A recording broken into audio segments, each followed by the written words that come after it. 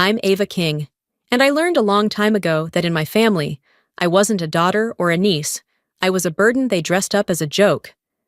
The night it finally broke me, my uncle looked me dead in the eye, laughed at the idea that I mattered, and said I should be grateful he still let me show up. Everyone laughed with him. Everyone.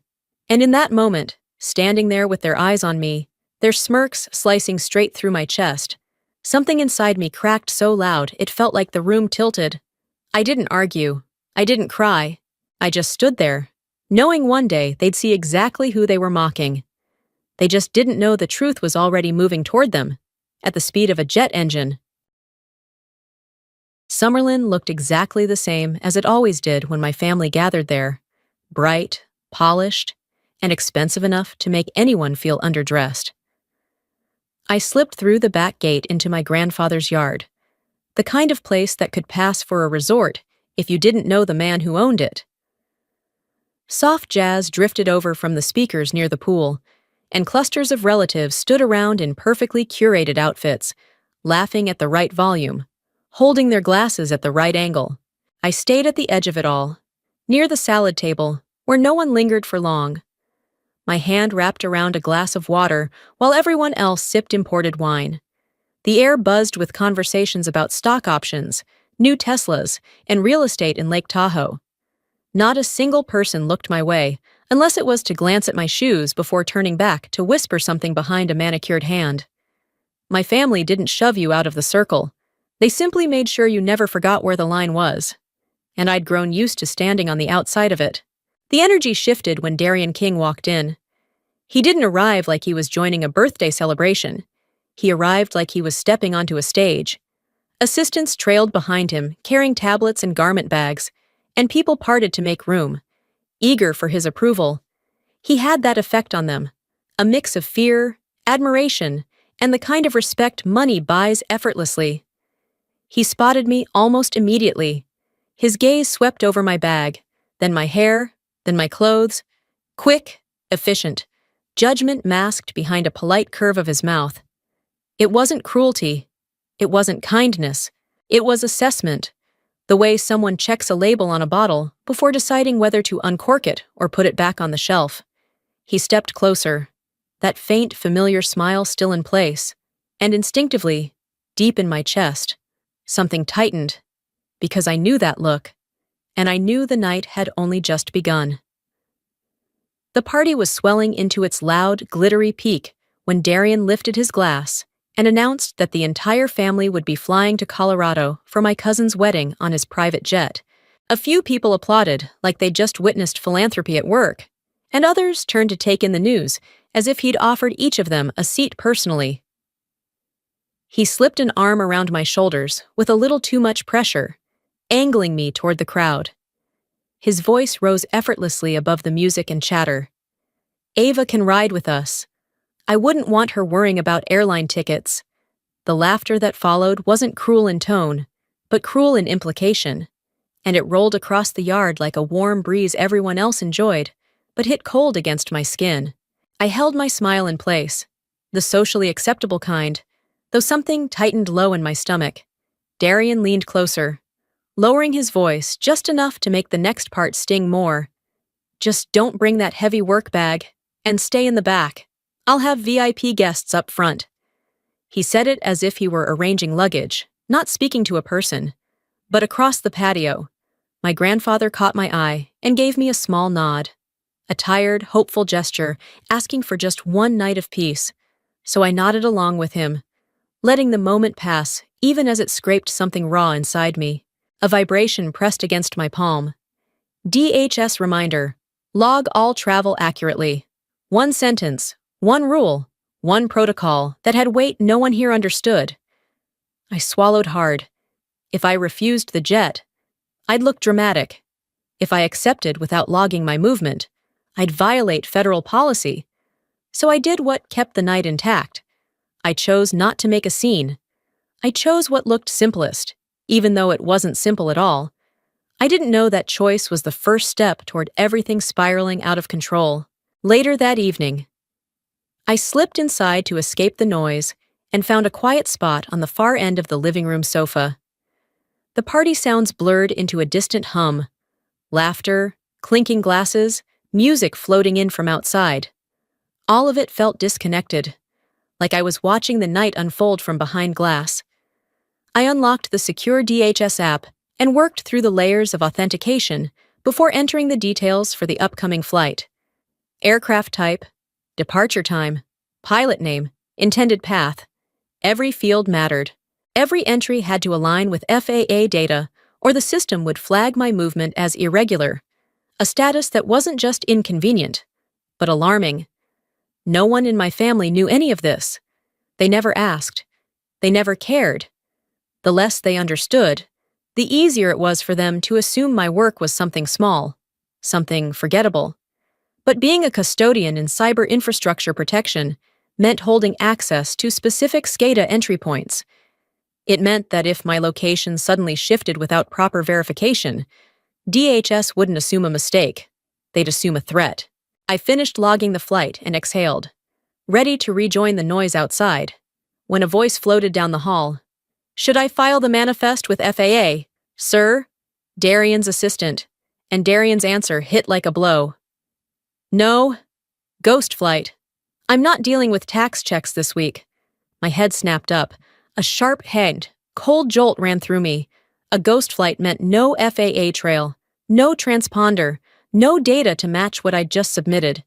DHS would see that mismatch as unauthorized movement, a potential abduction of federal personnel. I stood halfway up from the sofa, heart pounding. I knew I should confront Darian, but I also knew exactly how he'd respond. Dismissive, amused, irritated that I dared question him. And in that moment, I understood something with brutal clarity. He wasn't just careless. He was about to drag me into danger I couldn't talk my way out of.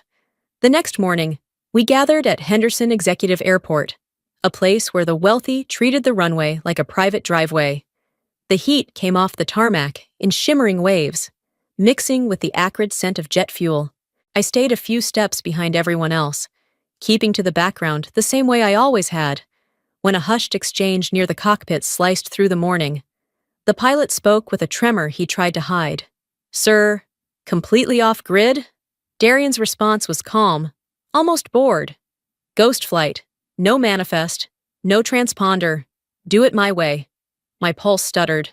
A ghost flight meant no FAA trail, no matching data. And because I had already logged the trip with DHS, the system would read the discrepancy as forced movement. That meant an automatic escalation. That meant an intercept.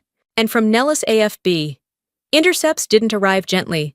They arrived in the form of an F-22.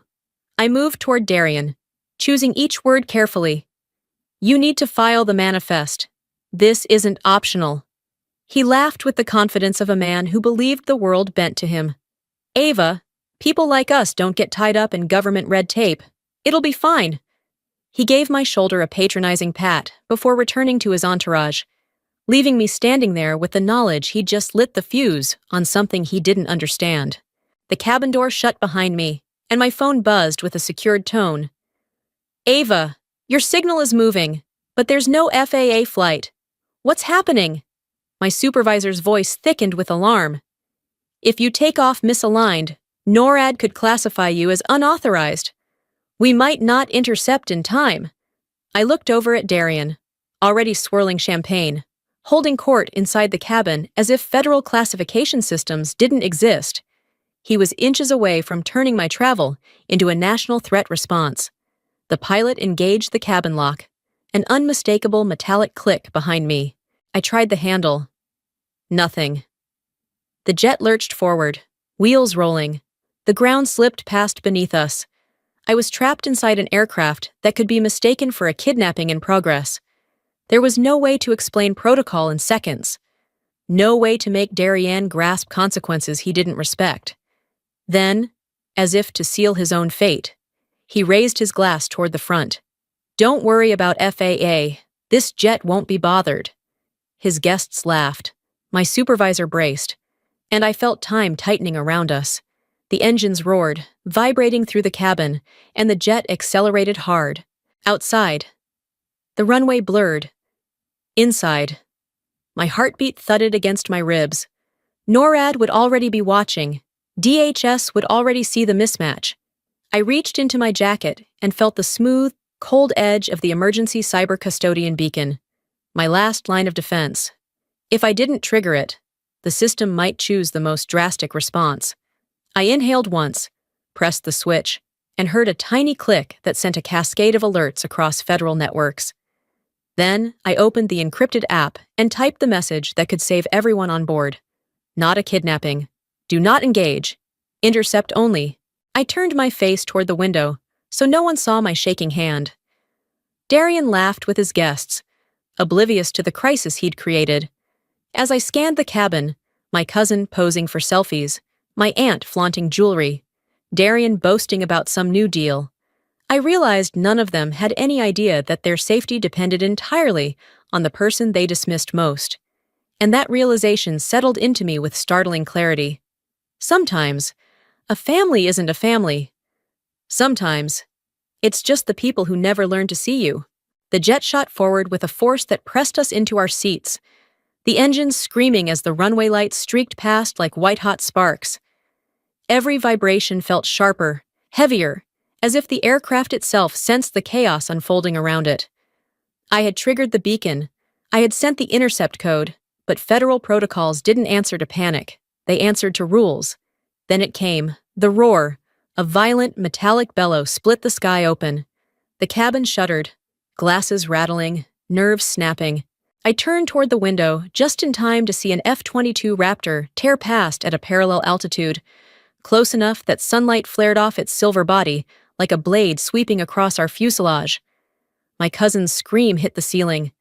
Her champagne glass slipped from her hand and shattered across the aisle, pieces scattering like ice. Shock rippled down the rows of passengers. The intercom crackled, the pilot's voice nearly breaking. "Mr. King, we're target locked. I don't know how." Darian lurched upright, fury rising to cover the fear in his eyes. Locked? By who? Who thinks they can threaten my aircraft? I met his stare, keeping my voice cold. You challenged a national defense protocol? Did you really think no one was watching? He swallowed hard, anger collapsing into the first flicker of dread. The jet jerked violently as the pilot obeyed ground command and forced a sudden deceleration. In the distance, a line of tan Humvees barreled toward us, fanning into a tactical V-shape. Passengers leaned into the windows, stunned, whispering prayers they hadn't said in years. Darian's rage reached a boiling point. "This is outrageous. I'll sue the entire base." But the words dissolved into silence as a second F-22 swept inches above the cockpit, forcing the pilot to freeze the jet exactly where it sat. The cockpit door burst open. The pilot stumbled into the cabin, white as chalk. "Mr. King, this isn't FAA. This is Federal Command. DHS and NORAD have ordered a halt. There's a federal cyber custodian being moved illegally on this aircraft." Every head turned toward me at once, wide eyes, trembling hands, dawning panic. Hours earlier, these same people barely spared me acknowledgement. Now they saw me as the reason armed forces surrounded them. Darian glared at me as if betrayal lived in my bones. But he had violated the law long before he realized who he had dragged into it. He grabbed his phone, shouting into the void, "I'll get the Secretary of Energy on the line. Someone will fix this." But no one was waiting for his call, not with two Raptors circling above us like steel predators reminding him that money couldn't buy jurisdiction over national defense. His power, constructed, rehearsed, and flaunted, began to crumble piece by arrogant piece. The metal stairway slammed against the fuselage. Heavy boots thundered up the steps, followed by the mechanical clatter of tactical weapons and gear.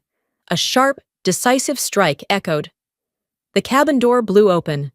Black-armored RSRT officers flooded into the jet, their presence immediate and overwhelming. They didn't look at Darian. They didn't acknowledge the VIPs. Their eyes locked on me with absolute purpose. Commander Sloan stepped forward, the weight of federal authority radiating off him. He saluted, precise, formal. "Custodian King, you're now under RSRT protection. Your movement falls under our command. The cabin froze. Even the hum of the engines seemed to die. Darian erupted. Custodian? Her? She's just... Sloane cut him off without raising his voice. Sit down, Mr. King.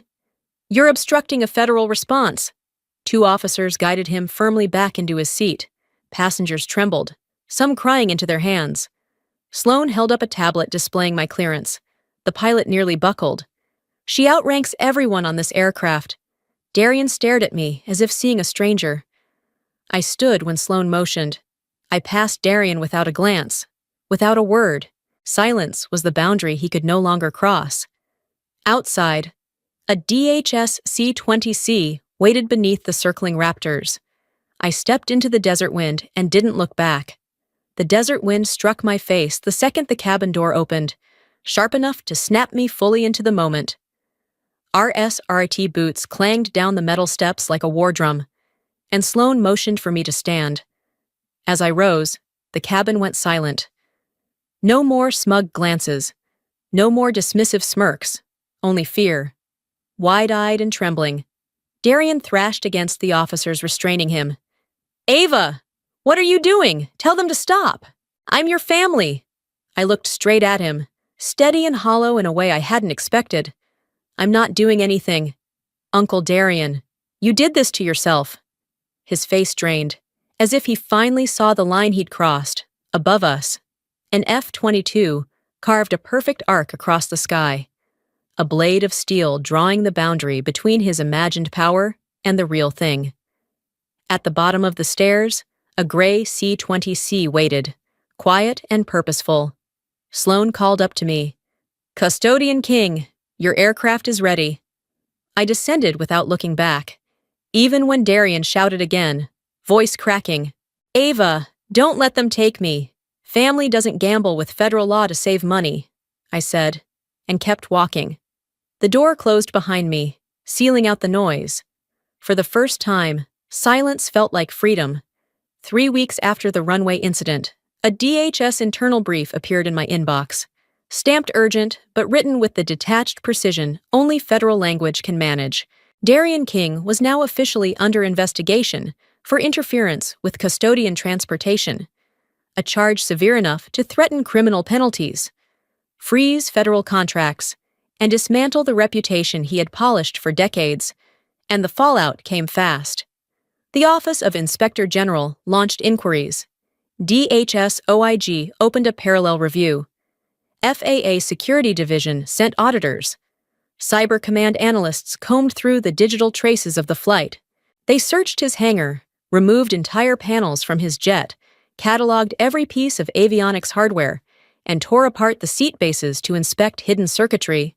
His prized aircraft, once a symbol of wealth and status, was reduced to evidence under bright federal lights. The press didn't have details yet, but speculation exploded across national outlets. Articles hinted at a Nevada energy magnate entangled in unauthorized federal transport, and reporters circled his company headquarters like vultures waiting for confirmation. Then the twist arrived, late one afternoon. As the office quieted and I prepared to leave, a staff assistant handed me a thick envelope. King & Myers Law Group, attorneys for Darian. Inside was a letter asking me to save him. He wanted a formal statement claiming he had no malicious intent, that he hadn't understood the implications of a ghost flight, that he had acted with concern for my safety. With my signature, he might protect his federal clearance and salvage the contracts propping up his billion-dollar empire. He had spent years belittling my work, dismissing my warnings, and assuming his influence eclipsed mine.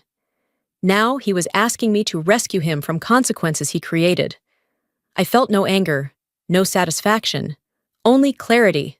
I walked to the federal shredder, fed the letter into the slot, and listened as the blades chewed through every carefully crafted plea. The sound was final, a boundary set, family or not. No one crosses that line, not anymore, late at night. The DHS building settled into a kind of stillness that felt almost sacred. The servers hummed softly behind reinforced walls, steady and rhythmic, like the quiet heartbeat of something vast and alive.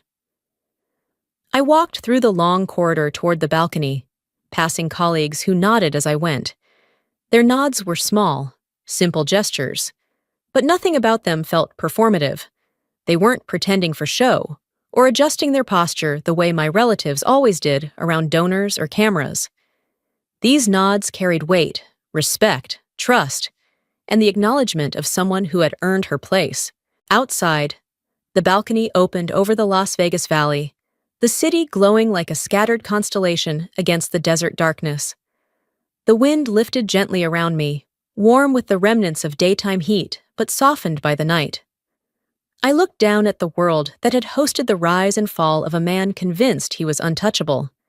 I thought of Darian, of that jet barreling down the runway, of the F-22 slicing above us, of the faces that turned toward me in sudden fear. Not because of who I was, but because of who they finally realized I had always been. There was no resentment left in me, no desire to rewind or rewrite anything. What remained was clarity. Family isn't defined by shared blood, but by whether your presence is valued, your voice heard, your worth recognized. I rested my hands on the cool railing and let the night settle around me. For the first time, the feeling wasn't survival. It was freedom. I wasn't standing on the outskirts anymore. I wasn't earning a place. I wasn't proving one. I belonged here, in a world built on responsibility, honor, and purpose, not wealth or lineage. A quiet smile formed as I breathed in the desert air. This wasn't a story of revenge. It was the moment I finally understood exactly where I deserved to stand, and that I never needed anyone's permission to stand there again.